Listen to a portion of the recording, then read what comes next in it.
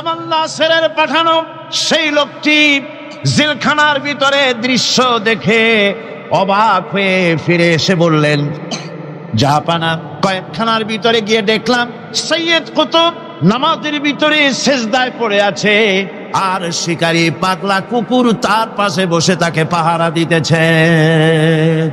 মৃত্যুর ভয় ইমানদারেরা করে না।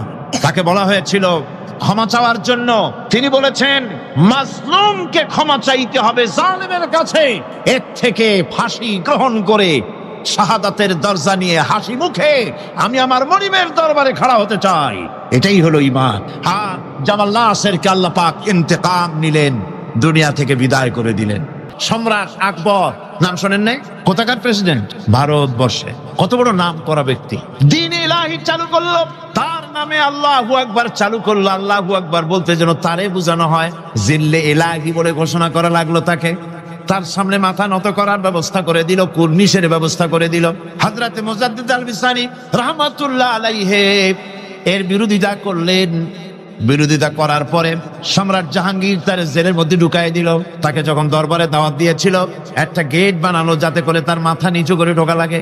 আল্লাহর মাহবুব বান্দা মুজাদ্দিদ আল বিসানি রাহমাতুল্লাহ আলাইহি তিনি মনে করলেন এখানে গেটটা নিচু করা হয়েছে যাতে করে আমি মাথা নিচু করে ঢুকি, আর এটাই সে কুর্নিশ হিসাবে ধরে নেবে।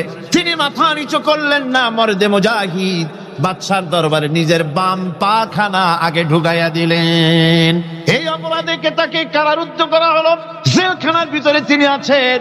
কয়েক মাস পরে জেলার সাহেব চিঠি লিখেছেন বাদশার কাছে, জাহাপানা, জেল তো হয় চোরের জন্য, ডাকাতের জন্য, বদমাশদের জন্য। কারে পাঠাইলেন জেলখানায়? মুজাদ্দিদ আল বিসানি নামক যে ব্যক্তিকে জেলে পাঠিয়েছেন, তিনি আসার পরে কয়েক মাসে আমার জেলের মধ্যে চোর আর ডাকাত যা ছিল সব আল্লাহর ওলিতে পরিণত হয়ে গেছে। সম্রাট আকবর সেকেন্দ্রায় তার কবর রয়েছে, কেউ জিয়ারত করতে যায় না। মুজাদ্দিদ আল বিসানি রাহমাতুল্লাহ আলাইহি হযরতে খাজা মুঈনুদ্দিন চিশতি রাহমাতুল্লাহ আলাইহির দরবারে আজও হাজার হাজার মানুষ কবরের কাছে জিয়ারত করতে যায়। দিনদার ইমানদার সৎকর্মশীল হলে আল্লাহ পাক তার মহব্বত মানুষের দিলের মধ্যে পয়দা করে দেন। ভাইরা আমার, এই পৃথিবীর বুকে ভালো কাজ যারা করে তাদের জন্য ফুল বিছায় কেউ দেয় না। ফুল দেয়? ফুল দেয় না, কণ্ঠকা কীর্ণ থাকে। নবীজি কালেমার দাওয়াত দিয়েছিলেন, এই কারণে নবী কোন ফুলের বিছানা পান নাই, ফুলের মালা পান নাই। কাফির বেঈমানেরা নবীজিকে মারধর করেছে, দান্দার মোবারক শহীদ করেছে। হযরত বেলালকে উটের পায়ের সাথে বেঁধে দিয়ে উট তাড়ায় দিয়েছে। দড়ির মাথায় বেলাল বাঁধা, পিঠের থেকে চামড়া খসেছে, মাথা থেকে চামড়া খসে গেছে। উত্তপ্ত মরুভূমির উপরে হযরত বেলালের রক্তাক্ত শরীরকে চিৎ করে শোয়াই দিয়েছে। চতুর্দিকে কাফেরেরা তাড়াইয়া লোহার ডান্ডা দিয়ে তাকে পিটাইছে, আর বলেছে লাত মানাতের উপরে এখনো ঈমান আন। হযরত বেলাল একটা ভাঙ্গা আঙ্গুল কোন রকম আকাশের দিকে উঁচু করে বলেছেন, আহাদ আহাদ আহাদ লা ইলাহা ইল্লাল্লাহ লা ইলাহা ইলাহা ইল্লাল্লাহ মুহাম্মাদুর রাসূলুল্লাহ। কত চলে? পুলিশকে যে দায়িত্ব, যে ক্ষমতা গভর্নমেন্ট দেয়, সরকারি আইনে পুলিশের যে দায়িত্ব আছে, যে পাওয়ার আছে, পুলিশ যদি তার পাওয়ারকে নির্দ্বিধায় যদি এই দায়িত্ব পালন করতে পারত, আমি বলতে চাই গোটা দেশ একটা সুন্দর দেশে পরিণত হয়ে যেত। কিন্তু পুলিশ কি তার দায়িত্ব অবলীলাক্রমে পালন করতে পারে? পুলিশ বহু কষ্ট করে খাগড়াছড়ি আর বান্দরবানের পাহাড় ঘুরে ঘুরে বড় ডাকাতরে ধরে ফেলেছে। বড় চোরাচালানি, স্বর্ণ চোরাচালানকারী বড় একটা ডাকাতরে ধরে ফেলাইছে, জীবনের ঝুঁকি নিয়ে ধরছে। আসামি ধরা কি এত সহজ? গেলেই আসামি কয় যে আমার হাতে হ্যান্ডকাপ পরাই দেন, আমি আসছি। এরকম করে না, জীবনের ঝুঁকি নিয়ে তারপরে পুলিশ গ্রেফতার করে, তাদেরকে গ্রেফতার করলো। পরের দিন টেলিফোন আসলো, হ্যালো চট্টগ্রামের এসপি? বলে হ্যাঁ। আরে মিয়া তুমি ধরছো কারে? আরে ধরছি তো বল্টু মিয়ারে। কেন ধরলা তারে? কয় স্যার অস্ত্র শুদ্ধা ধরছি। তাতে কি হয়? আমার পার্টির লোক অস্ত্র শুদ্ধা ছাড়িয়ে দিবি যদি চাকরি করতে চাস। কথা ঠিক কিনা? এগুলি অনেক আগে হতো, আজকাল হয়তো হয় না, আজকালও হয়। আমি এ কথা কেন বললাম?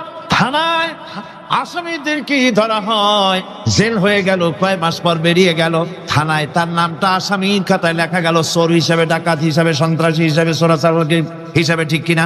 আবার ধরা পড়লো, আবার নাম উঠলো, আবার ধরা পড়লো, আবার নাম উঠলো, জেল থেকে মুক্ত হলো, নাম ঠিকই থাকলো খাতায়। কিন্তু কোন বান্দা যদি গুনাহ করে, আল্লাহর বান্দার জন্য যে খাতা আছে, ফেরেশতারা যেটা লেখে, ওইখানে গুনার খাতায় তার নাম উঠে গেল। রব্বুল আলামিন বলেন, আমার বান্দা যদি গুনাহ করার পর বুঝতে পেরে যখন তওবা করে, তখন শুধু গুনাহ মাফ করি না, গুনার খাতা থেকে নামটাও আমি মুছে ফেলে দেই। আমার বান্দা যখন শয়তানের ওয়াসওয়াসায় পড়ে একটা নেকের একটা গুনার নিয়ত করবে, গুনাহ করার নিয়ত করবে, গুনাহটা করে নাই, পাপ লিখবা না। গুনাহ করা হয়ে যাওয়ার পর একটা গুনার জন্য একটা গুনাহই লিখবা। আর যদি আমার বান্দা কোন একটি নেকির কাজের নিয়ত করেছে, হজের নিয়ত করেছে, হজে যায় নাই, মাদ্রাসা মসজিদে দান করবে, চট্টগ্রাম তাফসীরুল কোরআন মাহফিলে দান করবে, করে নাই এখনো, শুধু নিয়ত করেছে, নেক নিয়তের কারণে আমলনামায় একটা নেকি লিখে দিবা। আর যখন নেকের কামটা করা হয়ে যাবে, আল্লাহ পাক বলেন, মান জাআ বিল হাসানাতি ফালাহু আশরু আমসালিহা। নেকের কাজটা যখন করা হয়ে যাবে, আমার বান্দার আমলনামায় একটা নেকের পরিবর্তে 10টা গ্রেস মার্ক লাগাইয়া 10 গুণ বাড়াইয়া দিবা। আমি বান্দা, আল্লাহ পাক বলেন, বান্দার কোন আমলের উপরে আমি জুলম করি না। বান্দা যদি যে সব কাজ করবে, সমস্ত নেক কাজের জন্য আমি তাকে সব দান করব। শুধু তাই না, সৎকর্মশীল ব্যক্তিদের রুজিতে আমি বরকত দিয়ে দিব। সুবহানাল্লাহ কোন। ভালো কাজ যারা করবে তাদের রুজিতে আল্লাহ পাক কি করবেন? ফাল্লাযীনা আমানু ওয়া আমিলুস সালিহাতি লাহুম মাগফিরাতুন ওয়া রিজকুন কারীম। যারা ঈমান আনবে এবং ভালো কাজ করবে, আমি তাদেরকে উত্তম রিজক দান করব। শুধু তাই নয়, আমলে সালিহ যারা করবে, সৎকর্মশীল লোকদের, তাদের জন্য রয়েছে আমার কাছে ক্ষমা, মাগফিরাত। ওয়া ইন্নী লাগাফফারুন লিমান তাবা ওয়া আমানা ওয়া আমিলা সালিহান সুম্মা ইহতাদা। নিঃসন্দেহে আমি ক্ষমাশীল ওই সব বান্দাদের জন্য যারা সৎ কাজ করে, আমলে সালেহ করে, নেক কাজ করে, আর গুনাহ থেকে তওবা করে, আর এই তওবার উপরে, হেদায়েতের উপরে টিকে থাকে, আমি তাদের গুনাহকাশী আমি রব্বুল আলামিন মাফ করে দেই।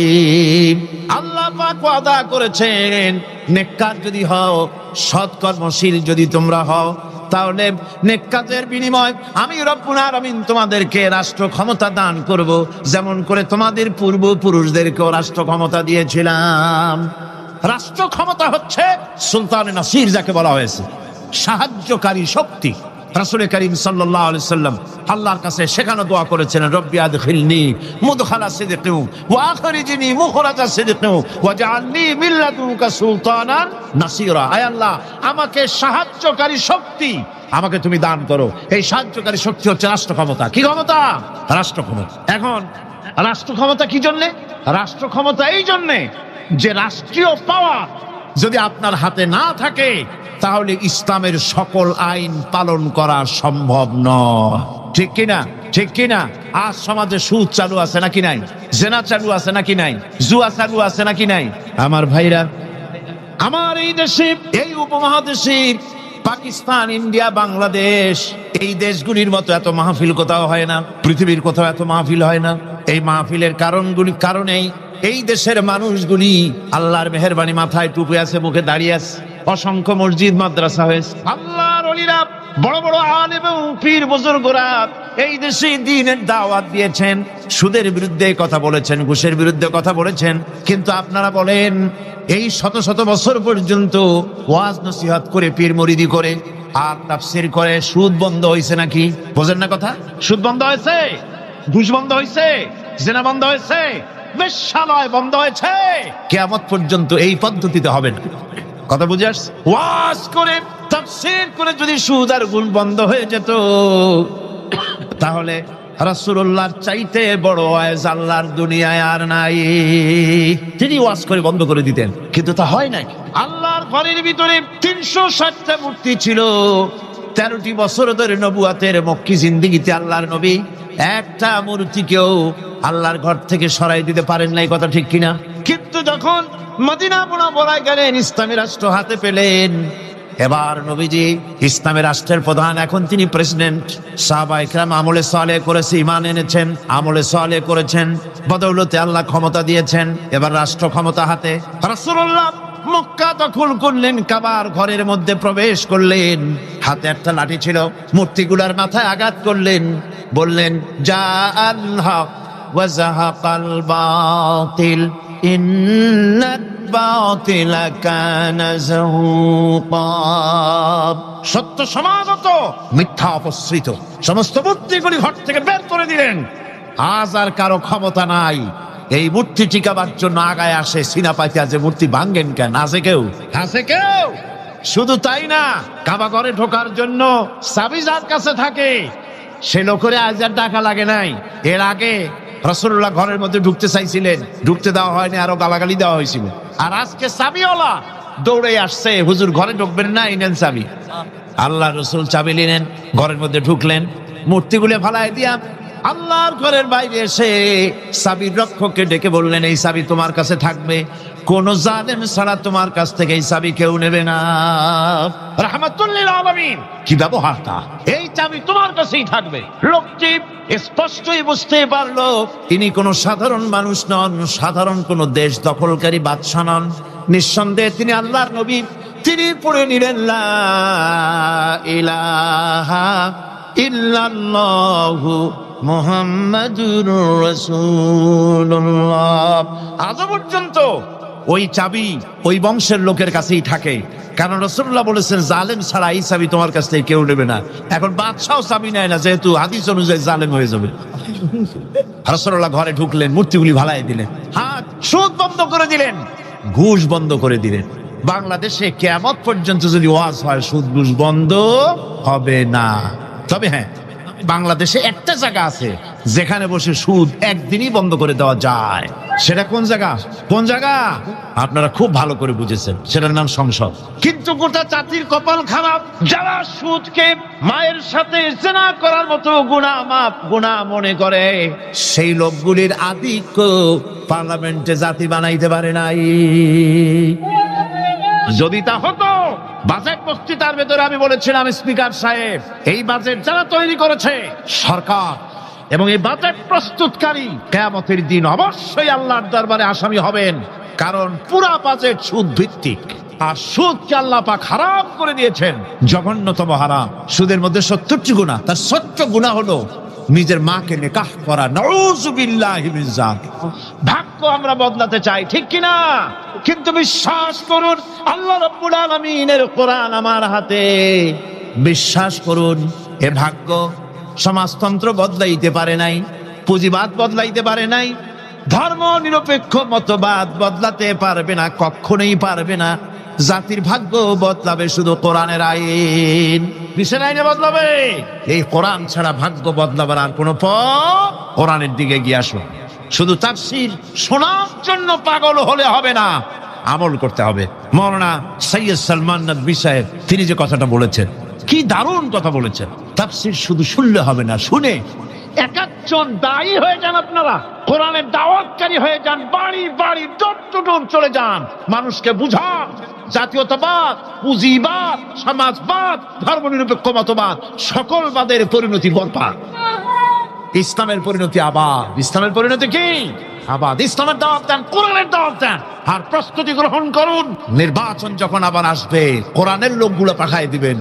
আল্লাহ যেন তৌফিক দেন, আল্লাহ যেন তৌফিক দেয়। জোরে কোন আমিন। ভাইরা আমার, আমলে সালেহ যারা করবে, সৎ কাজ যারা করবে, আল্লাহ তাদের জন্য জান্নাত দান করবেন। জোরে বলেন সুবহানাল্লাহ। রব্বুল আলামিন বলেন, ওয়াল্লাযীনা আমানু ওয়া আমিলুস সালিহাতি সানুদখিলুহুম জান্নাতিন তাজরি মিন তাহতিহাল আনহার খালিদিনা ফিহা আবাদান। আল্লাহ রাব্বুল আলামিন বলেন, যারা ঈমান এনেছে আর যারা সৎ কাজ করেছে, আমি তাদেরকে অবশ্যই জান্নাত দান করব। সুবহানাল্লাহ। এমন জান্নাত দেব যেই জান্নাতের নিচের থেকে শতত প্রবাহিত নহর প্রবাহিত রয়েছে, এত সুন্দর জান্নাত তারা পাবে। এটা হচ্ছে আল্লাহর ওয়াদা। এটা কার ওয়াদা?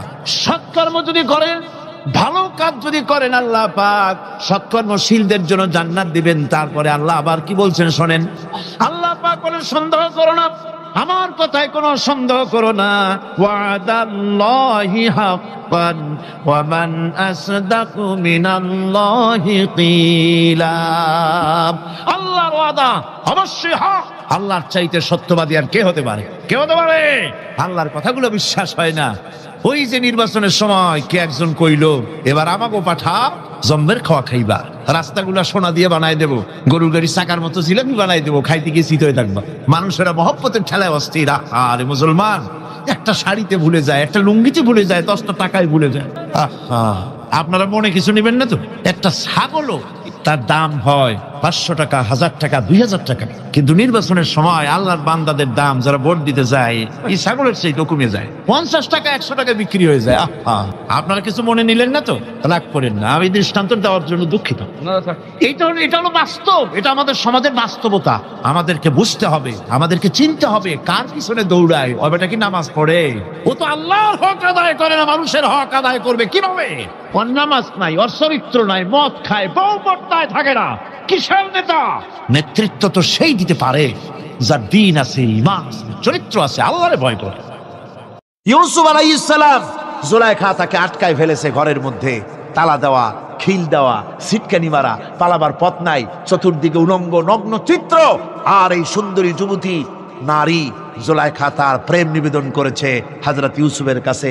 যৌবনে ভরা টকবগে যৌবনের যুবক হযরত ইউসুফ আলাইহিস সালাম, সৌন্দর্যের পিরামিড, বাঁচার কোনো পথ নাই জুলাইখার কুপ্রবৃত্তি চরিতার্থ করে দেওয়া ছাড়া। কিন্তু হযরতে ইউসুফ আলাইহিস সালাম আল্লাহ রাব্বুল আলামিনকে ডাকলেন, হতাশায় ভেঙে পড়লেন না, আল্লাহকে ভয় করলেন, আল্লাহকে ডাকলেন। আল্লাহকে ডেকে, আল্লাহকে ভয় করে তালাবদ্ধ দরজার দিকে যখন দৌড় মারলেন, রব্বুল আলামিন আপন কুদরতে দরজার তালাগুলি খুলে দিলেন। ভাইরা আমার, এভাবে করে মুমিনেরা কখনো হতাশ হয় না। ফাইন্না মাআল উসরি ইউসরা, ইন্না মাআল উসরি ইউসরা। মনে রাখতে হবে, দুঃখ কষ্টের সাথে থাকে সুযোগ সুবিধা, আর প্রত্যেক অসচ্ছলতার সাথে থাকে উদার সচ্ছলতা। এর কোনো বিপরীত কখনই হয় না। আল্লাহ রাব্বুল আলামিন এইভাবে করে মুমিনদেরকে বলেছেন যেন তারা হতাশায় ভেঙে না পড়ে। আমার বন্ধুগণ, হযরতে হুদ আলাইহিস সালামকে যখন সমাজের লোকেরা, রাষ্ট্রের লোকেরা ঘিরে ফেলে দিল, সমাজ শক্তি, রাষ্ট্র শক্তি যখন তাকে ঘিরে ফেলে দিল, ষড়যন্ত্রের পাহাড় তুলে দিল, তারে মেরে ফেলে দিবে, হযরত হুদ দেশ থেকে তার পালায় গেলেন না, ভয় পেলেন না। হযরতে হুদ আলাইহিস সালাম বললেন, কোরআনে কারিমে হযরত হুদের কথা কোট করা হলো, ফাকিদুনি জামিআন সুম্মা লা তুনজিরুন। সম্মিলিতভাবে ষড়যন্ত্র করো আমার বিরুদ্ধে, সবাই মিলে ষড়যন্ত্র করো, সুম্মা লা তুনজিরুন, আর আমাকে এতটুকু অবকাশ তোমরা দিও না। ইন্নী তাওয়াক্কালতু আলাল্লাহি রাব্বি ওয়া রাব্বিকুম। আমি ভরসা করেছি সেই আল্লাহর উপরে, যার কুদরতি হাতের ভেতরে, যিনি আমাদের রব, তোমাদেরও রব, আর যার কুদরতি হাতের ভিতরে তামাম পৃথিবীর জানগুলি যার হাতে, সে আল্লাহর উপরে ভরসা করেছি। ষড়যন্ত্র যদ্দূর আছে করতে থাকো, আমি ষড়যন্ত্র পরোয়া করি না। সুবহানাল্লাহ বলেন। এটাই হলো মুমিনের কোয়ালিটি।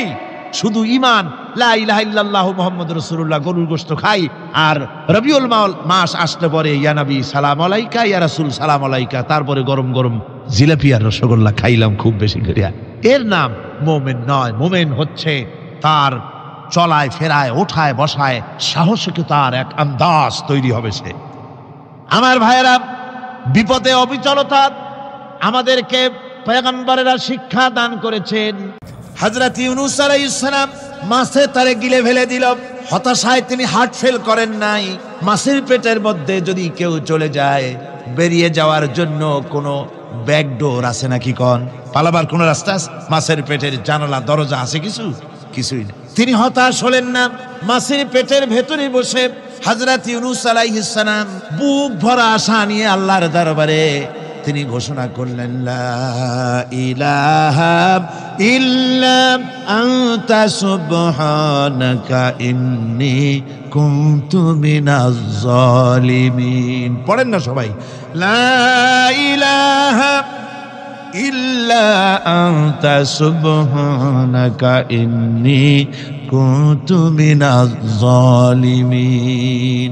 হযরত ইউনূস আলাইহিস সালাম বললেন, আল্লাহ তুমি ছাড়া কোনো ইলাহ নাই, তোমার পবিত্রতা ঘোষণা করছি, আমি জালিমদের অন্তর্ভুক্ত হয়ে গেছি। তিনি যখন চিল্লাচ্ছিলেন, মাছির পেটের ভিতরে বসে যখন কাতরুক্তি করতেছিলেন, আল্লাহ বুঝি তখন শোনেন নাই সে কথা? কি বলেন? আল্লাহ বুঝি তখন তন্দ্রায় বা নিদ্রায় ছিলেন? না, আল্লাহ পাক কি ঘুমান? তন্দ্রায় যান? লা তাখুযুহু সিনাতুন ওয়ালা নাওম। আল্লাহ রাব্বুল আলামিন বলেন, কোন তন্দ্রা বা নিদ্রা আল্লাহ রাব্বুল আলামিনকে স্পর্শ করে না। হযরত ইউনূস আলাইহিস সালাম যখন মাছের পেটের ভিতরে বসে চিৎকার মারলেন, আল্লাহ পাক বলেন, ইউনূস রে, তোমার ওই ডাক কেউ শোনে নাই, দুনিয়ার কোনো রাজা বাদশাহ শোনে নাই, দুনিয়ার কোনো বন্ধু বান্ধব তোমারও শোনে নাই, কিন্তু আমি তোমার আরশের মালিক, আমি রব্বুল আলামিন শুনেছি। শুধু শুনি নাই, সঙ্গে সঙ্গে জবাব দিয়ে দিয়েছি। ফাস্তাজাবনা লাহু ওয়া নাজ্জাইনাহু মিনাল গাম্মি। পড়েন, ফাস্তাজাবনা লাহু ওয়া নাজ্জাইনাহু মিনাল গাম্মি ওয়া কাযালিকা নুনজিল মুমিনিন। আল্লাহ পাক বলেন, আমি জবাব দিলাম। মাছের পেটের ভিতরে বেদনা শুরু হয়ে গেল, মাছ আর তলদেশে শুয়ে থাকতে পারলো না, সাঁতরাতে পারলো না, মাছ ভেসে উঠল উপরে। পেটের যন্ত্রণায় মাছ কিনারায় চলে এসে বমি করে দিতে পারলে যেন বাঁচি, এই অবস্থা মাছের হলো। কিনারায় চলে এলো, বমি করে ইউনূস আলাইহিস সালামকে ফেলে দিল, মাছও বাঁচলো, ইউনূস আলাইহিস সালামও বাঁচলো। আল্লাহ রাব্বুল আলামিন বলেন, মুমিনেরা শোনো, শুধু ইউনূসকে নয়, ওয়া কাযালিকা নুনজিল মুমিনিন। এইভাবে করে মুমিন বান্দারা যদি আমাকে ডাকে, আমার কাছে যদি হাত ফাইলায়, আমি আল্লাহ রব্বুল আলামিন মুমিনদের এভাবে বিপদ মুক্ত করে দেই। আমার বন্ধুগণ, কোরআনে কারীমে রব্বুল আলামিন বলেন, ফাআনজালাল্লাহু সাকিনাতাহু আলাইহি ওয়া আইয়াদাহু বিজুনুদিন লাম তারাওহা। আল্লাহ পাক তার মনের মধ্যে গভীর প্রশান্তি এবং স্বস্তি দান করলেন, আর এমন সৈন্য দিয়ে সাহায্য করলেন যে সৈন্যদেরকে তোমরা দেখতে পাও না। এভাবে করে রব্বুল আলামিন মুমিনদের বিপদে আপদে মুসিবতে সব সময় আল্লাহ পাক মুসলমানদেরকে সাহায্য করেছেন। জোরে বলেন সুবহানাল্লাহ। মুমিনদের সাহায্যকারী আল্লাহ। তাই ইসলামী আন্দোলনের সাথে যারা আছে, যারা কর্মী, যারা নেতা, যারা মুমিন, যারা ঈমানদার, মেঘের মতো প্রচন্ড কালো মেঘ হয়ে চতুর্দিক থেকে অন্ধকারের মতো সে এসেছে বিপদ, কোনো বিপদ না। আল্লাহ পাক সাহায্যকারী। কে সাহায্যকারী? জোরে বলেন, সাহায্যকারী কে? আল্লাহ সুবহানাহু ওয়া তাআলা, তিনি সাহায্যকারী, ভয় নাই। আল্লাহ পাকের উপর ঈমান আনলে পরে কলিজার ভিতরে দুর্জয় সাহসের সৃষ্টি হয়ে যায়, কোনো ভয় অন্তঃকরণে তার থাকে না। আল্লাহ পাক সাহায্য করেন। আর আল্লাহর উপরে ঈমান আনলে পরে রব্বুল আলামিন বলেছেন, ইয়া আইয়ুহাল্লাযীনা আমানু হাল আদুল্লুকুম আলা তিজারাতিন তুনজিকুম মিন আযাবিন আলীম। এমন একটা ব্যবসার কথা কি বলবো না যে ব্যবসায় তোমাদেরকে জাহান্নামের আযাব থেকে বাঁচায় দেবে। তার প্রথম কাজই হলো আল্লাহর প্রতি ঈমান আনা। ঈমান আনলে পরে এই সমস্ত গুণ তৈরি হয়ে যায়। আর ঈমানে সবচাইতে উপকৃত হয় সমাজের লোকেরা, রাষ্ট্রের লোকেরা, পরিবারের লোকেরা, দেশের মানুষ উপকৃত হয় মুমিনদের দিয়ে ঈমানের কারণে। তার কারণ হলো, একজন মুমিন, একজন ব্যক্তি যখন ঈমানদার হয়, মুমিন হয়ে যায়, আল্লাহর প্রতি যখন প্রগাঢ় বিশ্বাস তার এসে যায়, তখন সেই ব্যক্তি নৈতিকতার মান তার বেড়ে যায়। জোরে বলেন সুবহানাল্লাহ। নৈতিক চরিত্রের উপরে সে প্রতিষ্ঠিত হয়, সে মিথ্যা বলতে সাহস পায় না। মুমিন ব্যক্তি মিথ্যা বলতে সাহস পায় না। কেন পায় না? মিথ্যা বলতে সাহস পায় না, ঠকাতে সাহস পায় না, ওজনে কম দিতে সাহস পায় না, শয়তানি বদমাশি করতে সাহস পায় না। তার কারণ হলো আল্লাহ পাক বলে দিয়েছেন, মুমিন কোরআনের ভিতরে পড়েছে, ইয ইয়াতালাক্কা والمتلقيان عن اليمين وعن الشمال قعيد। দুজন নিয়ন্ত্রণকারী ফেরেশতা তোমার ডানে এবং বামে বসে বসে তোমাকে নিয়ন্ত্রণ করছে, কোথায় যাও কি করো এই ফেরেশতারা বসে বসে সব দেখতেছে। মা ইয়ালফিযু মিন কাওলিন ইল্লা লাদাইহি রাকীবুন আতীদ। মানুষ এমন কোনো কথা বলে না যা ফেরেশতারা রেকর্ড না করে, সব রেকর্ড হয়ে যায়। তাই মুমিন ব্যক্তি দায়িত্বহীন কথা বলতে পারে না। মুমিন ব্যক্তির চরিত্র ভালো হয়ে যায়, সে যে কথা বলে বুঝে শুনে কথা বলে, সে যে ওয়াদা করে বুঝে শুনে ওয়াদা করে, যেহেতু সবকিছুর জবাব কিয়ামতে দিতে হবে। কোথায় দিতে হবে? কোথায় দিতে হবে? কিয়ামতে আল্লাহর দরবারে জবাব দিতে হবে। মহান আল্লাহ রাব্বুল আলামিন বলেছেন, ওয়ালাকাদ খালাকনাল ইনসানা ওয়া না'লামু মা তুওয়াসবিসু বিহি নাফসু। মানুষ সৃষ্টি করেছি আমি, তার অন্তঃকরণের ভিতরে ওয়াসওয়াসা কি হয় আমি জানি। এই জন্য মুমিনেরা মনের ভিতরে কোনো খারাপ কল্পনাও করতে পারে না। খারাপ কল্পনা করলেও তার হিসাব দেওয়া লাগবে আল্লাহর কাছে। কার কাছে? ওয়াইন তুবদু মিন আনফুসিকুম আও তুখফুহু ইউহাসিবুকুম বিহিল্লাহ। আল্লাহ বলেন মনের মধ্যে যে সব কল্পনা করো তা প্রকাশ করো আর গোপন রাখো, ওইটার হিসাব নেব আমি আল্লাহ পাক। কিয়ামতের দিন আমার কাছে হিসাব দিতে হবে। বন্ধুগণ, এই জন্য মুমিন যারা, মুমিনদের চরিত্র প্রতিষ্ঠিত হয়, মুমিনদের ধারণা থাকে যেখানেই যাই না কেন, যেখানেই বসি না কেন, সেখানেই আল্লাহ, আল্লাহ ছাড়া কোনো জায়গা নাই। আছে নাকি? আছে। আল্লাহ পাক বলেন, মা ইয়াকুনু মিন নাজওয়া সালাসাতিন ইল্লা হুয়া রাবিউহুম। তোমরা যেখানে তিনজন মিলে পরামর্শ করো, মনে রেখো তিনজন নও, ওখানে চতুর্থ সত্তা আমি রব্বুল আলামিন তোমাদের কাছে আছি। সব শুনিয়ার দেখি, পাঁচজন যেখানে হও সেখানে আমি ষষ্ঠ। এর থেকে যদি কম হও, এর থেকে যদি বেশি হও, বান্দারে তুমি আছো যেখানে আমি আল্লাহ আছি সেখানে। উপায় নাই, সব জায়গায় আমি দেখতে পাচ্ছি। শুধু তাই নয়, রাত্রিবেলায় মানুষেরা গোপনে পরামর্শ করে, করে না? করে কিনা? রাতে রাতে পরামর্শ করে, এক জায়গায় বসে, হলের মধ্যে, পাহাড়ের মধ্যে, কোন জায়গায় বসে পরামর্শ করে। কি পরামর্শ?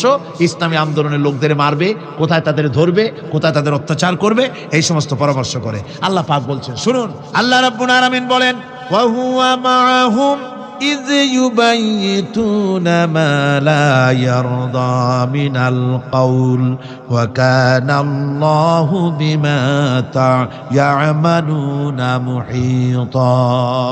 আল্লাহ পাক বলেন, তিনি তো ঠিক সেই সময়ও তোমাদের কাছে থাকেন যখন তোমরা নিজেদের ঘরের মধ্যে বসে কোনো এক জায়গায় বসে আল্লাহর মর্জির খেলাফ পরামর্শ করো, আল্লাহ তখনও তোমাদের কাছে থাকেন। আল্লাহর ইহাতা থেকে, আল্লাহর কর্তৃত্ব থেকে বেরিয়ে যাওয়ার কোনো উপায় নাই। সুতরাং গোপনে বলেন, প্রকাশ্যে বলেন, যেভাবেই যা কিছু করা হোক না কেন, আল্লাহর কাছে আমাদের সমস্ত অপরাধগুলি ধরা হয়ে যায়। আর এটাই হচ্ছে ইমানের সীমা পরিসীমা। তিলকা হুদুদাল্লাহ। وَإِذَا سَأَلَكَ عِبَادِي عَنِّي فَإِنِّي قَرِيبٌ। আল্লাহ পাক বলে, বান্দা যখন আমাকে ডাকে আমি বান্দার একদম নিকটে, তার ঘাড়ের চাইতেও নিকটে। ওয়া নাহানু আকরাবু ইলাইহি মিন হাবলিল ওয়ারিদ। আমি আমার বান্দার সারা যে রগের উপরে তার মাথা, এর থেকেও আমি আমার বান্দার বেশি নিকটে। সুবহানাল্লাহ পড়ে। আমি তোমার কাছে, আমার কাছে মাপ চাও, যত বড় গুনাহ হোক। ওয়াকালা রাব্বুকুম উদউনি আস্তাজিব লাকুম। তোমার প্রভু তোমাকে ডেকে বলেছে, আমাকে ডাকো, আমি মাফ করে দেব। সুবহানাল্লাহি ওয়া বিহামদিহি। কত বড় কথা, আমাকে ডাকো, নিরাশ হয়েও না, হতাশ হয়েও না। আল্লাহর গজব বেশি না রহমত বেশি? আল্লাহর রহমত বেশি। হাদিসে কুদসির ভিতরে এসেছে, আল্লাহ পাক বলেছেন, কোন বান্দা যদি আমার দিকে এক বিগত অগ্রসর হয়, আমার রহমত তার দিকে এক হাত এগিয়ে যায়। কোন বান্দা যদি আমার দিকে হেঁটে আসে, আমার রহমত তার দিকে দৌড়ায় যায়। বান্দা যখন আল্লাহর দরবারে দুহাত উঁচু করে চোখের পানি ফেলে দেয়, মুসলিম শরীফের হাদিসের ভিতরে এসেছে, গভীর রাত্রে, রাতের তৃতীয় অংশে আল্লাহ রাব্বুল আলামিন প্রথম আকাশে আসেন আর ডেকে বলেন, পৃথিবীতে আছো নাকি কেউ গুনাহ করে জীবন বরবাদ করে দিয়েছো, আমার কাছে মাপ চাও। ঋণগ্রস্ত আছো, অসুস্থ আছো, অপমানিত আছো, কে আছো মাজলুম, আমাকে ডাকো, আমার কাছে বলো, আমি ডাকের সাড়া দেব, জীবনের আশা পূরণ করে দেব। ওই সময় যেই সমস্ত লোকেরা কান্দে তাহাজ্জুদের নামাজ পড়ে, আল্লাহ জিজ্ঞেস করেন ফেরেশতারা, অমুক অমুক দেশে অমুক অমুক বান্দারা কান্দে কেন? ফেরেশতারা বলে, রব্বুল আলামিন তুমি তো ভালো করে জানো। আল্লাহ বলেন, জানি, তবুও তোমাদের মুখে শুনতে চাই। তারা বলে, রব্বুল আলামিন তোমার এই বান্দা গুনাহ করেছি, গুনার জন্য মাপ চায়, জাহান্নাম থেকে বাঁচতে চায়। আল্লাহ পাক বলেন, ফেরেশতারা আমার এই বান্দারা আমারে দেখেছে নাকি? বলে দেখে নাই। বলে আমার দোজখ দেখেছে নাকি? বলে না, তাও দেখে নাই। আমার বেহেশত দেখেছে নাকি? বলে না, তাও দেখে নাই। আল্লাহ পাক বলেন, ফেরেশতারা সাক্ষী থাকো, ওরা আমাকে দেখে নাই, আমার বেহেশত দোজখ কিছুই দেখে নাই, শুধুমাত্র আমার নবীর কথা, আমার কোরআনের কথা বিশ্বাস করে আরামের ঘুমকে হারাম করে যেভাবে তারা কাঁদতেছে, সাক্ষী থেকে যাও ফেরেশতারা, আমার রহমতের দরিয়ায় জোশ মেরেছে, আমার ওই ক্রন্দনরত বান্দাগুলিকে আমি আল্লাহ মাফ করে দিলাম। সুতরাং মুমিন বান্দা যারা, আল্লাহর মুমিন বান্দা যারা, এই ইমানের কোয়ালিটি, এটাও হতাশায় নিরাশায় ভেঙে পড়বে না। গুনাহ তো মানুষই করে, গুনাহ হয়ে গেছে, মাপ চাও। তোমার গুনাহ কদ্দূর? তোমার গুনাহ যদি হয় পাহাড় সমান, আল্লাহর রহমত আকাশ সমান। জাহান্নামের কঠিন শাস্তি থেকে বাঁচতে হলে আল্লাহর প্রতি ঈমান আনতে হবে। আর ঈমান আনলে যে কোয়ালিটিগুলি হওয়া উচিত, সেগুলি আমি আপনাদের সামনে আলোচনা করছি। এরপর আরেকটি কোয়ালিটি হবে মুমিনের, তা হলো কঠোর কঠিন বিপদে অবিচল থাকবে, বিপদে ভেঙে পড়বে না। বিপদ আপদ, শত্রুতা, ক্ষয় ক্ষতি যা কিছু হয় সবই আল্লাহর পক্ষ থেকে, এটা মেনে নিতে হবে এবং ধৈর্য ধারণ করতে হবে। বিপদ মুসিবত শুধু উম্মতের জন্য নয়, দুনিয়ার সমস্ত নবীদের বিপদ এসেছে, হয় নাই? নবীদের বিপদ আসে নাই? কোরআনে কারীম থেকে শুনুন, আল্লাহ রাব্বুল আলামিন বলেন, وَكَذَلِكَ جَعَلْنَا لِكُلِّ نَبِيٍّ عَدُوًّا مِّنَ الْمُجْرِمِينَ। আল্লাহ পাক বলেন, এমনি করে আমি সকল নবীদের শত্রু বানিয়ে দিয়েছি সব পাপিষ্ঠ আর অপরাধ প্রবণ লোকদেরকে। প্রত্যেক যুগে নবীদের শত্রু ছিল, প্রত্যেক যুগে নবীদের কি ছিল? শত্রু ছিল। সে শত্রু কারা ছিল? আল্লাহ পাক বলছেন, নবীদের শত্রু ছিল পাপিষ্ঠ আর অপরাধ প্রবণ লোক, এরাই ছিল নবীদের দুশমন। রাসূলগণের অবস্থা যদি এই হয়, তাহলে তার উম্মত, ওই দিনের ধারক বাহক যারা, তাদের বুঝি বিপদ আপদ হবে না? নাকি হবে কিনা? তো ইসলামের বিরোধিতা যারা করে, কোরআনের পরিভাষায় বলা হয়েছে ইসলামের দুশমন, নবীদের দুশমন। দুনিয়ার সব পাপিষ্ঠ আর অপরাধ প্রবণ লোকেরাই ইসলামের দুশমন হয়, নবীদের দুশমন হয়। আজও দেখেন, আজও তাকিয়ে দেখেন, ইসলামী আন্দোলনের বিরোধিতা যারা করে, তারা পাপিষ্ঠ চরিত্রের কিনা তাকায় দেখেন, খুঁজে দেখেন, সর্বত্র খুঁজে দেখুন, খুঁজে দেখুন। যারা ইসলামী আন্দোলনের বিরোধিতা করে, যারা ইসলামকে মিটিয়ে দেওয়ার চেষ্টা করতেছে, যারা ইসলামকে মৌলবাদ বলে, ইসলামকে সাম্প্রদায়িক বলে, কোরআনে কারীমের কথা কত স্পষ্ট যে নবীদের দুশমন হয়, ইসলামের দুশমন হয় মুজরিম লোকেরা, অপরাধ প্রবণ আর পাপিষ্ঠ লোকেরা। আজও আমরা দেখতে পাই এই শ্রেণীর লোকেরা পাপিষ্ঠ এবং সবচাইতে সমাজের নিকৃষ্ট ধরনের চরিত্রহীন লোক। নামাজ নাই। আপনি খুঁজে দেখেন, ইসলামী আন্দোলনের বিরোধিতা যারা করছে, যারা নেতৃত্ব দিচ্ছে, নামাজ নাই, রোজা নাই, চরিত্র নাই, হজ নাই, যাকাত নাই, মদ, জুয়া, জেনা, ব্যভিচার ইত্যাদিতে লিপ্ত।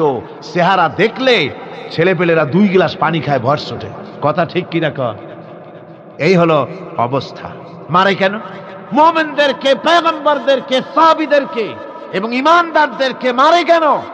তার কারণ হচ্ছে আল্লাহ রাব্বুল আলামিন বলেছেন, ওয়া মা নাকামু মিনহুম ইল্লা আইয়ুমিনু বিল্লাহিল আজিজিল হামিদ।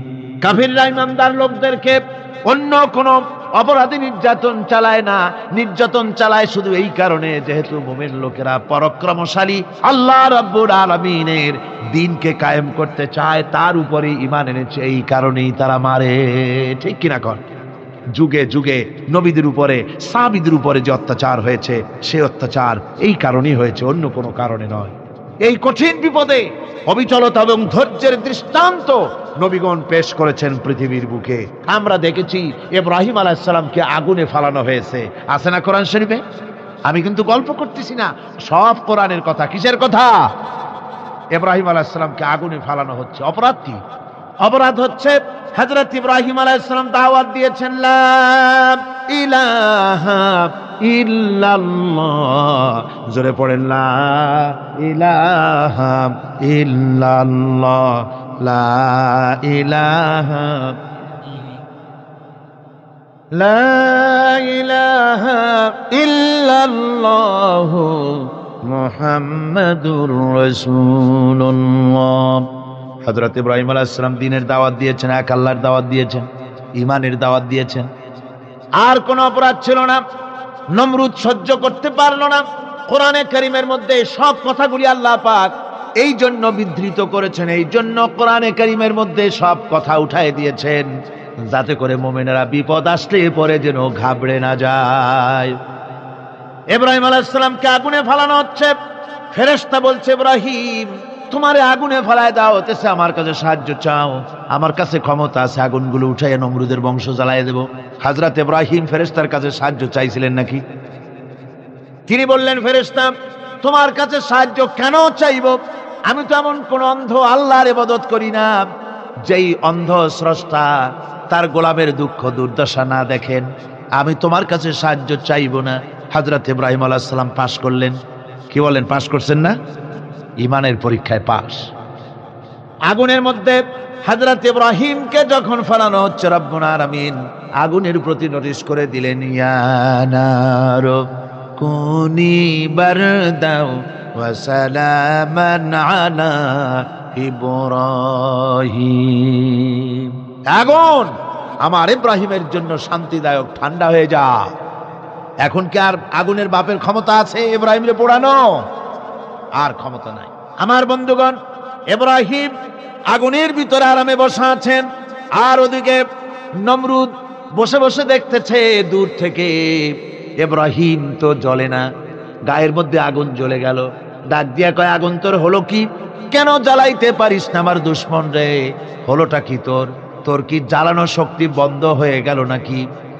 আগুনের ভিতর থেকে জবাব এলো, নমরুদ রে, আমার ভিতরে জ্বালানো শক্তি আছে কি নাই যদি প্রমাণ করতে চাও, টেস্ট করতে চাও, তুই নিজে আয়, তোরে শুদ্ধ তামাম দুনিয়া জ্বালাই দিতে পারি, ইব্রাহিমের এক গাছা পশমও জ্বালাই দিতে পারি না। তার কারণ হচ্ছে আমি হচ্ছি মাখলুক, আল্লাহ হচ্ছেন খালিক। আল্লাহ আমাকে বলেছেন না জ্বালাতে, তুমি 1000 বার বললেও আমি ইব্রাহিমকে জ্বালাইতে পারবো না। কোরআনে কারিমে ঘটনা বলে মোমেনদেরকে সাহস দেওয়া হচ্ছে, মোমেনেরা দ্বীনের কাজ করতে গিয়ে বিপদ আবাজ আসবে, ইমানের দাবি হলো বিপদ আসবে, আর বিপদ আসলে ঘাবড়ায় যেও না, মুসিবতে পড়ে চিন্তায় পেরেশানে হয়রান হয়ে যেও না। বিশ্বকবি আল্লামা ইকবাল কি সুন্দর করে বলেছেন, আজ ভি হোক জু ইব্রাহিম কা হিমা पैदा आग कर सकती है एक अंदाज गुलिस्तां पैदा। ইব্রাহিমের ঈমান যদি আজিও কোথাও হয় বিদ্যমান, করতে পারেন অগ্নিকুণ্ডে খুবসুরত এক গুলিস্তান। আজও যদি আগুনের ভিতরে কোন নমরুদ কোন ইব্রাহিমকে যদি ফেলে দেয়, আল্লাহ রাব্বুল আলামিন আজও আগুনকে ফুলের বাগান বানায়া দিবেন। সুবহানাল্লাহ। সামান্য স্যান্ডেলের ফিতা গাছা যদি ছেড়ে যায়, মানুষের কাছে চাইও না, আল্লাহ রাব্বুল আলামিনের দরবারে হাত পাতো, রব্বুল আলামিন তোমার স্যান্ডেল কেনার পয়সা জুগিয়ে দেবেন। জোরে বলেন সুবহানাল্লাহ। যা দরকার তার কাছেই চাও, হাত তার কাছেই পাতো। ওই যে সম্রাট শাহজাহানের কথা আমি আপনাদেরকে শুনাই, ফকির একটা ঘুরতেছে সারাদিন। এক লোক বলছে যে আপনি এত, হে ফকির তুমি এরকম করে ঘুরছো সারা জীবন, বুড়া হয়ে গেছো খয়রাত করতে করতে, ছোটবেলা থেকে তোমার ভিক্ষা করতে দেখি, আর কতকাল ভিক্ষা করবে? কয় করবোটা কি? ওই যে বাচ্চার কাছে যাইতে পারবে, বাচ্চার কাছে গেলে এমন ভাবে দিবে, অনেক দিবে, নিয়ে কুড়াইতে পারবা, তোমার আর জীবনে ভিক্ষা করা লাগবে। ফকির চলে গিয়েছে, কোথায় পাবো বাচ্চারে?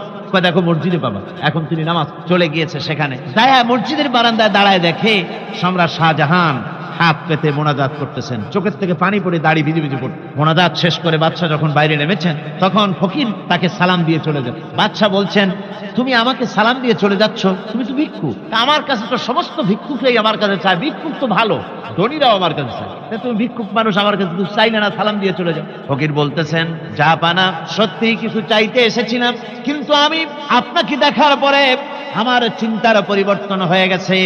আমি তাকিয়ে তাকিয়ে দেখলাম মসজিদের ভেতরে আমি চাইতে এসেছি দিল্লির সম্রাট শাহজাহানের কাছে। যেই সম্রাট, দিল্লির সম্রাট যার কাছে আমি চাইতে এসেছি, আমি তো দাঁড়ায় আছি, কান্দি না, কিন্তু আমি দেখতেছি যার কাছে আমি চাইতে এসেছি তিনি যেন আবার কোন সম্রাটের কাছে আমার চাইতেও দারুণ ভিক্ষুকের মতো হয়ে চোখের পানি ফেলে ভিক্ষা চাইতেছে। মনে মনে ভাবলাম, মানুষের কাছে ভিক্ষা চাইবো না কোনদিন আর। বাদশা কান্দে যেই বাদশার কাছে, ওই সম্রাটের সম্রাট রাজা ধীরাজ আল্লাহর কাছে ছাড়া কারো কাছে জীবনে আর হাত পাতবো না। হযরত আবু হুরায়রা রাদিয়াল্লাহু তাআলা আনহু একবার রাসূল করিম সাল্লাল্লাহু আলাইহি ওয়াসাল্লামের দরবারে কাঁদতেছিলেন। হুজুর জিজ্ঞেস করলেন, আবু হুরায়রা তুমি কাঁদো কেন? হুজুর হযরত আবু হুরায়রা বলেন, হুজুর আমার মা আমাকে মেরেছে, আমি সেই জন্য কাঁদতেছি। হুজুর বলেন, মা তোমাকে মারলো কেন? কোনো বেয়াদবি করেছো নাকি? তিনি বললেন, না কোনো বেয়াদবি করি নাই, তবে মারলো কেন? হযরত আবু হুরায়রা বলেন, হুজুর আমার মা হচ্ছেন মুশরিকা, আমার মা কাফের। আমি অনেক রাত হয়েছিল বাড়ি ফিরতে, আমার মা জিজ্ঞেস করলো এত রাত কোথায় ছিলি? আমি বললাম, মা তামাম পৃথিবী যে কদম মোবারক চুমতে পারলে নিজেকে ধন্য মনে করে, আমি সেই রাসূলের দরবারে ছিলাম, আসতে দেরি হয়ে গেছে। ইয়া রাসূলুল্লাহ, আপনার নাম শোনা মাত্র আমার মায়ের গায়ে আগুন জ্বলে গেল। সহ্য করতে না পেরে আমাকে মায়ের আরম্ভ করে দিল। বলল, আবু হুরায়রা হয় আমার বাড়ি ছাড়বি, না হয় মুহাম্মদ সাল্লাল্লাহু আলাইহি ওয়াসাল্লামের ঘর ছাড়বি, কোনটা করবি কর। আমি বললাম, মা তোমার গায়ে যত শক্তি আছে সমস্ত শক্তি দিয়ে তুমি আমাকে প্রহার করো, আমি তামাম তোমার বাড়িটা সুদ্ধা তামাম দুনিয়া ছেড়ে দিতে পারি, কিন্তু রাসূল পাক সাল্লাল্লাহু আলাইহি ওয়াসাল্লামের কদম মোবারক ছাড়তে পারি না। ভাইরা আমার, হযরতে আবু হুরায়রা কাঁদতেছেন। আল্লাহর নবী বলেন, তুমি কাঁদো কেন? তোমার মা তোমাকে মেরেছেন, আমি এখানে কি করব? এখানে তো আমি কোনো দখল আন্দাজ করতে পারি না, আমি কি করতে পারি? এখানে ইন্টারফেয়ার তো আমি করতে পারি না, মা তোমারে মেরেছে। হযরত আবু হুরায়রা বলেন, ইয়া রাসূলুল্লাহ, মায়ের বিরুদ্ধে কোনো নালিশ করার জন্য আপনার কাছে আমি আসি নাই। বলে, কেন এসেছো? হযরত আবু হুরায়রা বলেন, হুজুর এসেছি এই জন্যে, আমি জানি আপনি যদি আল্লাহর দরবারে কোনো ব্যাপারে দোয়া করেন, আল্লাহ রাব্বুল আলামিন তা মঞ্জুর করে নেন। আপনি মেহেরবানি করে আমার মায়ের হেদায়েতের জন্য আল্লাহর কাছে দোয়া করুন। হুজুর সাল্লাল্লাহু আলাইহি ওয়াসাল্লাম দু হাত উঁচু করলেন, বললেন, আল্লাহুম্মা ইহদি উম্মা আবি হুরায়রা, আয় আল্লাহ আবু হুরায়রার মাকে তুমি হেদায়েত নসিব করে দাও। এই দোয়া রাসূল করতেছেন। হুজুরকে দোয়ার মধ্যে ফেলে রেখে আবু হুরায়রা দৌড় আরম্ভ করেছে বাড়ির দিকে। পেছন থেকে কয়েকজন সাহাবী তারা দৌড়ে গেল। আবু হুরায়রা দৌড়ায় কেন? এত ভদ্র মানুষ, কোনো সময় কারো সাথে রাগারাগি করে না, দৌড়ায় কেন? নিশ্চয়ই কোনো বিপদ বুঝি হয়ে গিয়েছে, পিছন থেকে জামা টেনে ধরেছে, কি হয়েছে, দৌড়াও কেন? হযরতে আবু হুরায়রা বলেন, আমার জামা ছেড়ে দাও, আমাকে দৌড়াতে দাও, আমি দৌড়াইয়া বাড়ি পৌঁছে গিয়ে দেখতে চাই আমি আগে দৌড়ে বাড়িতে গেলাম না নবীজির দোয়া আমার আগে আমার বাড়ি পৌঁছে গেল, কোনটা হলো আমি সেটা দেখতে চাই। হযরত আবু হুরায়রা দৌড়াতে দৌড়াতে ঘরের কাছে গিয়ে নক করেছে। ভিতর থেকে আওয়াজ এলো, কে? কিছুক্ষণ পর মা আমার বেরোলেন, মাথার চুল দিয়ে পানি পড়তেছে, বুড়া মানুষ। মা আমার কাছে এসে বলল, বাবা তোমাকে মারার পর আমি বড় অনুতপ্ত হয়েছি, মনে মনে অনুশোচনা করেছি, আরে আমার ছেলে তো কোনো খারাপ জায়গায় যায় নাই, কোনো খারাপ মানুষের কাছে যায় নাই, মারলাম কেন? বড় অনুতপ্ত হয়ে গেছি আমি। এই অনুশোচনা করে আমি এই মাত্র গোসল করেছি, আমাকে নিয়ে চলো তুমি বিশ্ব নবী রাসূলুল্লাহর দরবারে। আমার ভাইরা, রাসূল পাক সাল্লাল্লাহু আলাইহি ওয়াসাল্লাম আল্লাহর নবী এমন এক মহান সত্তা ছিলেন যে তিনি দোয়া আল্লাহর দরবারে হাত উঁচু করতে দেরি আছে, কিন্তু দোয়া কবুল হতে দেরি নাই। কুতুবে সুবহানী শেখ মুহিউদ্দিন আব্দুল কাদের জিলানী রাহমাতুল্লাহ আলাইহি তিনি বলেছেন, মুনাজাত করতে গিয়ে আবেগে বলেছেন, রব্বুল আলামিন আমি যদি তুমি যদি দয়া করে আমাকে জান্নাত দাও, আর তোমাকে যদি আমি না পাই, তুমি যদি আমার সঙ্গে দেখা না করো, আমারে যদি কথা না বলো, তাহলে এই জান্নাত আমার কোনো লাভ নাই। আর আমাকে যদি জাহান্নাম দিয়ে দাও, আর মাঝে মধ্যে তুমি যদি জিজ্ঞাসা করো মহিউদ্দিন কেমন আছো, তাহলে এই জাহান্নাম আমার জন্য বেহেশত হয়ে যাবে। আয় আল্লাহ, আমি শুধু তোমারই চাই। আল্লাহর নবী বললেন, মহিলা তুমি অপরাধ করেছো, কিন্তু তোমার গর্ভস্থিত সন্তান তো কোনো অপরাধ করে নাই, সুতরাং তোমার উপরে শরীয়তের হদ জারি করা যাবে না, ডেলিভারি হোক, তারপরে বিচার হলো। মহিলা চলে গেল আফসোস করতে করতে যে আমার বিচার হলো না, যদি এর মধ্যে আমি মরে যাই তাহলে জেনা করেছি, দুনিয়ার শাস্তি তো সহজ, পাথর মেরে উড়িয়ে দেবে, সঙ্গে সার করবে, এটা তো সহজ, কিন্তু কিয়ামতের ওই কঠিন জাহান্নামের আগুনে জ্বলতে পারবো না। মহিলাটি সন্তান ডেলিভারির পরে মহিলা চলে এসেছে রাসূলের কাছে, হুজুর এই সে আমার বাচ্চা ডেলিভারি হয়েছে, আপনি মেহেরবানি করে আমার উপরে হদ জারি করেন, শাস্তি দেন। আল্লাহর নবী বলেন, মহিলা তুমি অপরাধ করেছো, কিন্তু তোমার সন্তানের হক আছে, তোমার বুকের দুধ 2.5 বছর পর্যন্ত সে পান করবে, আমি তার হক নষ্ট করতে পারি না। মহিলা আবার চলে গেল কাঁদতে কাঁদতে, যদি এর মধ্যে মরে যায়, 2.5 বছর যেতে পারে নাই, তার আগেই মহিলা ওই বাচ্চাটাকে কোলে নিয়ে হাতে একটা রুটি দিয়া হুজুরের কাছে আসছে। কত পেরেশানি দেখেন। মহিলা এসে বলেন, ইয়া রাসূলুল্লাহ, আমার এই বাচ্চা এখন দুধ ছেড়ে দিয়েছে, সে রুটি খাইতে পারে, হুজুর আর দেরি করবেন না, এই শাস্তি না নিয়ে যদি মরে যায়, জাহান্নামের কঠিন আযাব আমি ভোগ করতে পারবো না। আল্লাহর নবী ওই মহিলাকে অর্ডার দিয়া দিলেন, একে বুক পর্যন্ত মাটির মধ্যে গেড়ে দিয়া চতুর্দিক থেকে পাথর নিক্ষেপ করো। মহিলাকে নিয়ে পাতাকে বুক পর্যন্ত মাটির ভিতরে গেড়ে দিয়া চতুর্দিক থেকে যখন পাথর নিক্ষেপ করা হচ্ছিল, রক্ত ছিটে এসে একজন সাহাবীর গায়ে পড়ায়, সাহাবী মহিলাকে ভৎসনা করলেন।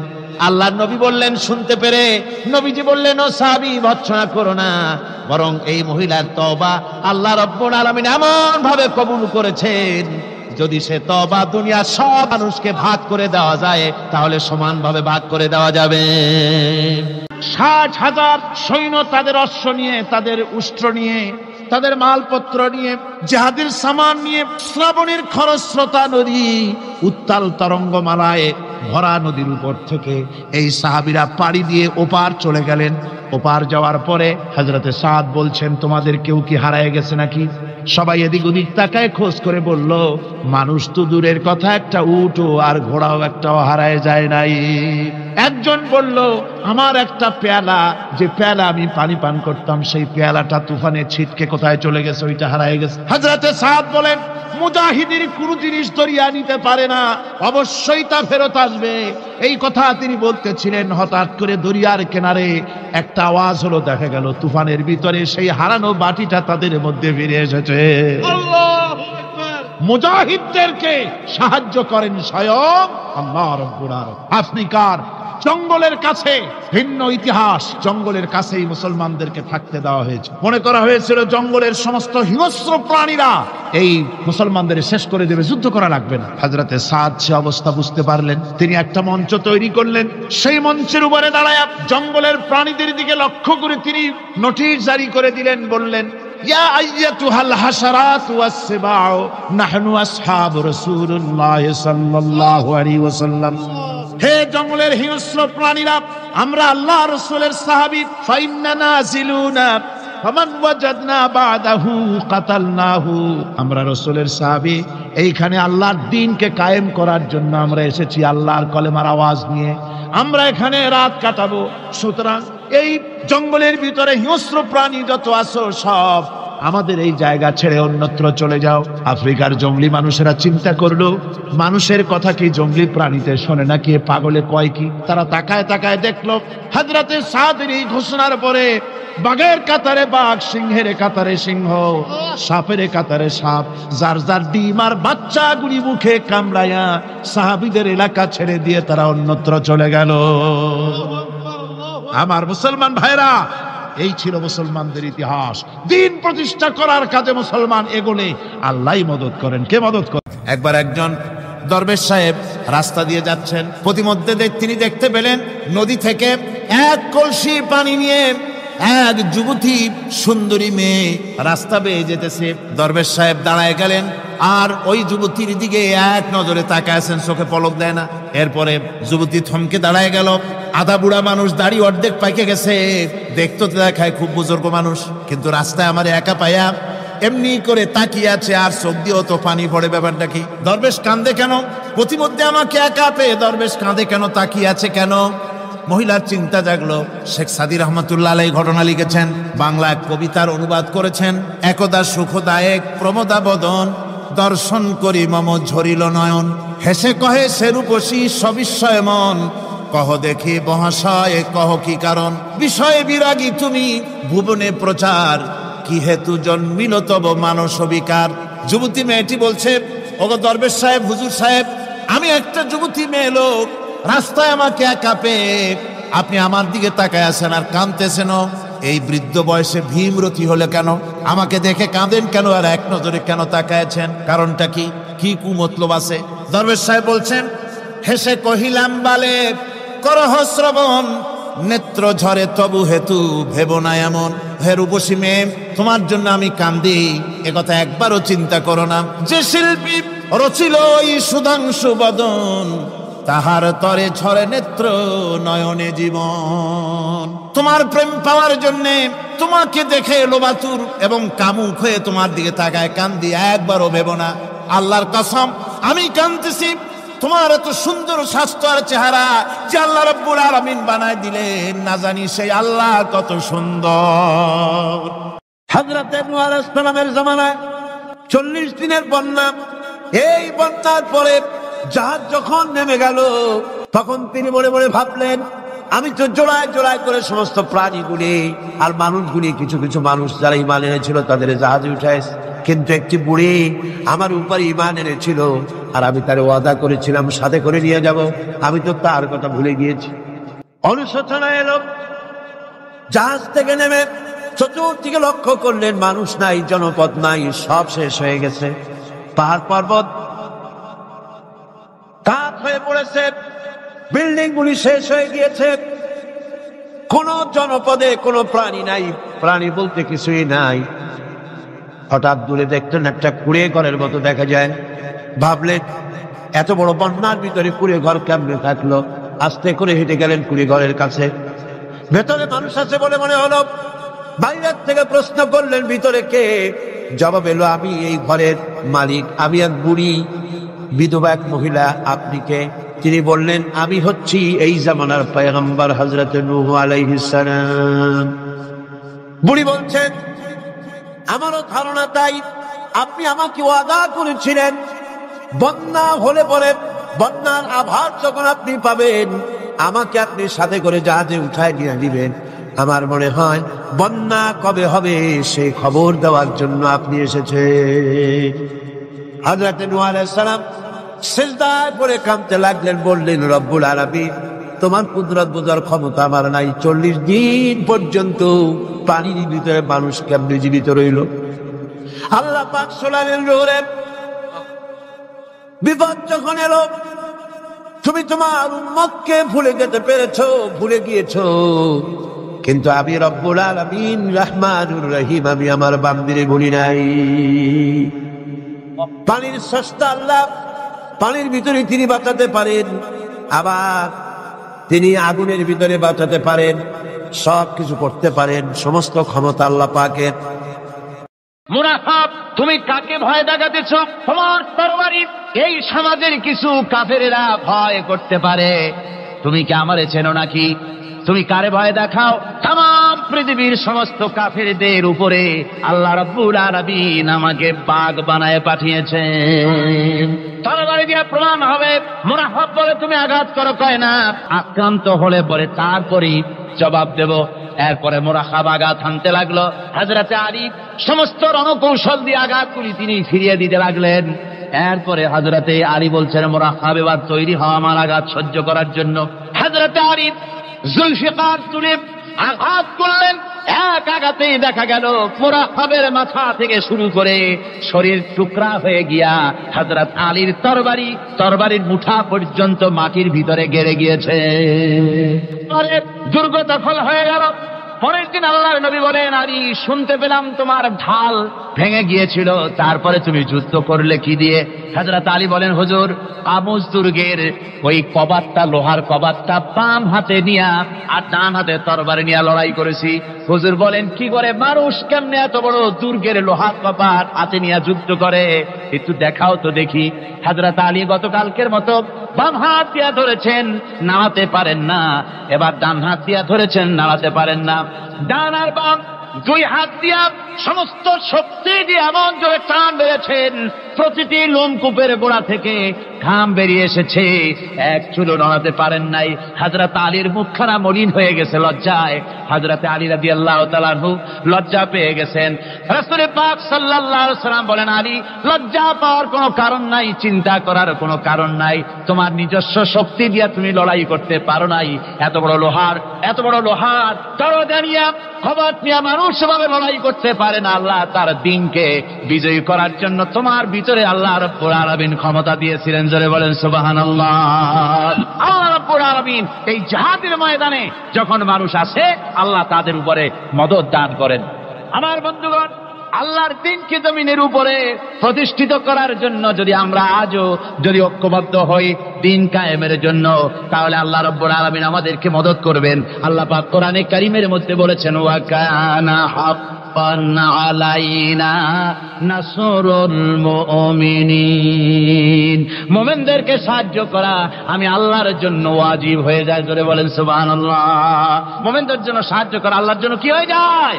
ওয়াজিব হয়ে যায়। বাইরে একটু বৃষ্টি সহ্য করেন না, খুব বেশি বৃষ্টি, আচ্ছা ওই এটা রহমত। এটা কি রহমত? আমার ভাইরা, জিহাদের ভিতরে সাহাবায়ে আল্লাহর জান্নাতে যাওয়ার জন্য তারা জিহাদ করেছেন। তারা দেশ দখলের জন্য জিহাদ করেন নাই, দিন প্রতিষ্ঠার জন্য লড়াই করা ফরজ। দিন প্রতিষ্ঠার জন্য লড়াই করা কি? ধরে কোন কি? আর এই ফরজ দায়িত্ব পালন করতে গিয়ে যদি কেউ মারা যায়, তাহলে কোথায় যাবে? কোথায় যাবে? ওই শাহাদাতের মত হচ্ছে একটা সেতু, বা একটা ব্রিজ, একটা সাঁকো। এপারে দুনিয়া, ওপারে আল্লাহর জান্নাতুল ফেরদাউস। জোরে বলেন সুবহানাল্লাহ।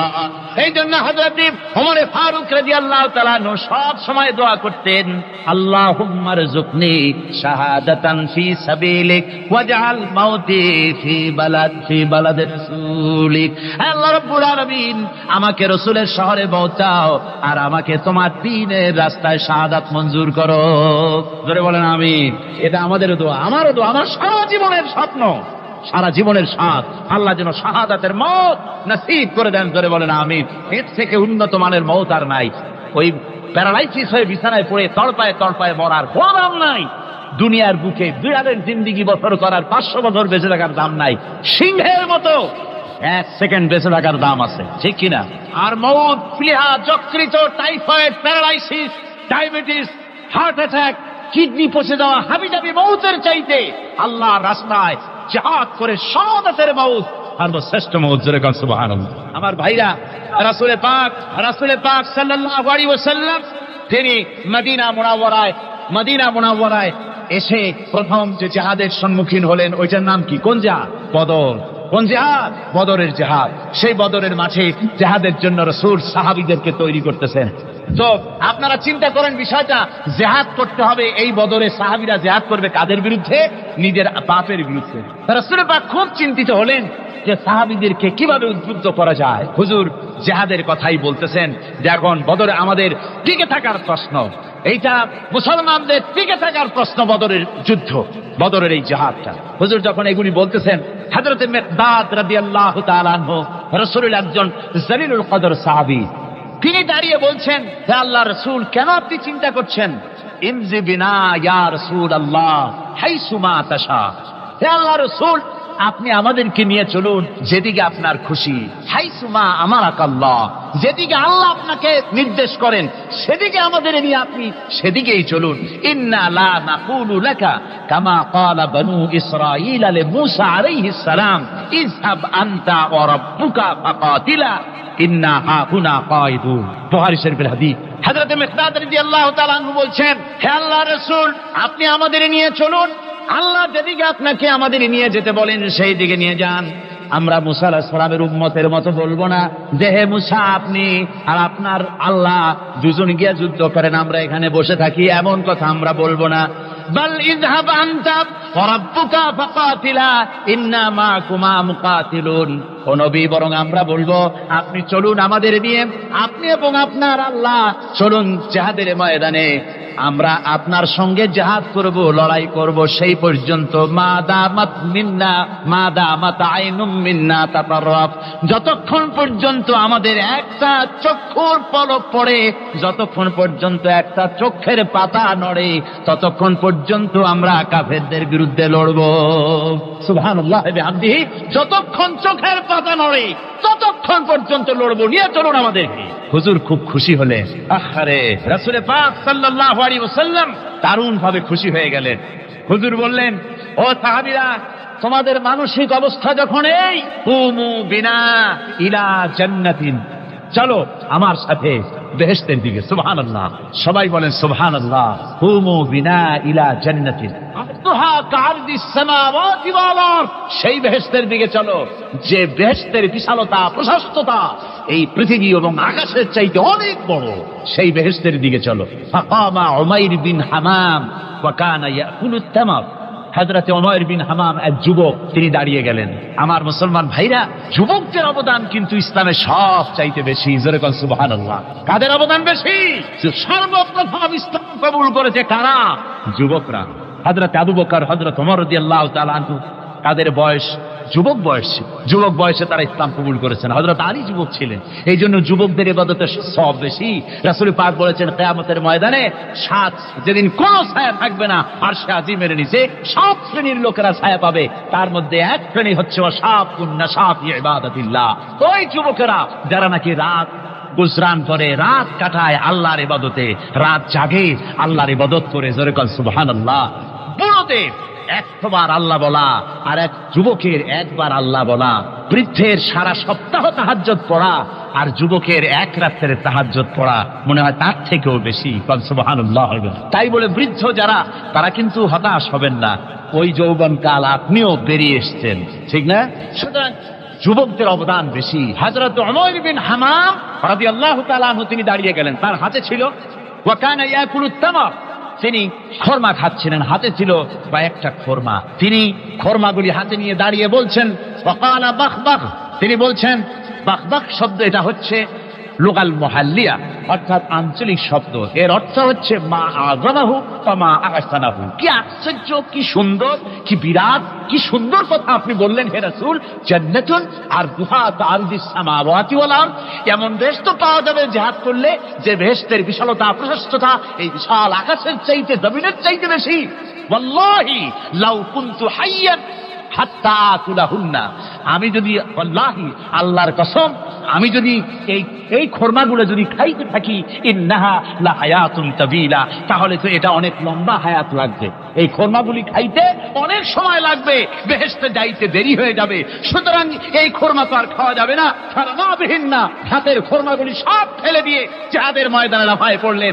অনেকগুলি কাফেরকে জাহান্নামের ঘাতে উতরায় দিয়া হযরত ওমর নিজেও শাহাদাত বরণ করলেন। জিহাদের শেষে জিহাদের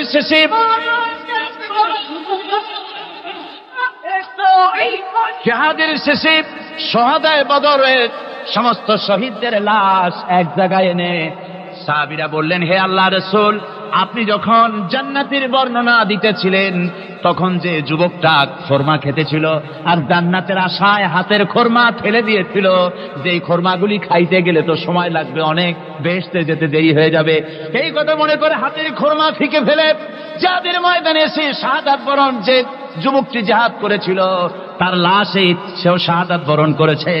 রাসূল পাক হযরত ওমরের চেহারার দিকে লক্ষ্য করে তার দিকে অঙ্গুলি সংকেত করে হুজুর বলছেন, ইন্নাকা মিন আহলিহা, ওমর, যে বেহেশতের জন্য তুমি খরমা খাওয়ার ধৈর্য ধরতে পারো নাই, আমি নবী সাক্ষী দিচ্ছি তুমি সেই জান্নাতের অধিবাসী। আমার ভাইরা, ওই জান্নাতে যাওয়ার জন্য, আল্লাহর দ্বীনকে প্রতিষ্ঠার জন্য আমাদেরকে ঐক্যবদ্ধ হতে হবে।